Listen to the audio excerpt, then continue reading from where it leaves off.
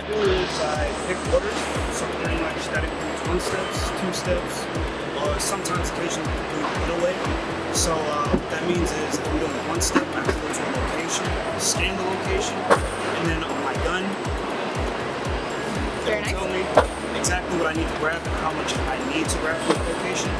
And on the gun, it has a description that tells you what the part's supposed to look like, and you just have to match that up with the number and the description, and you just tag it and box it. 2 steps, much more simpler. All you do is just make sure the part is correct, throw a label on it, and throw it on your pouch, and then you're good. And the put away, it's put away. So that's pretty much what I do in the warehouse. But sometimes I'll go upstairs and I'll put in ALT bins, have me move around and help out in different areas, but I'm mainly just in the aisles picking off the rack.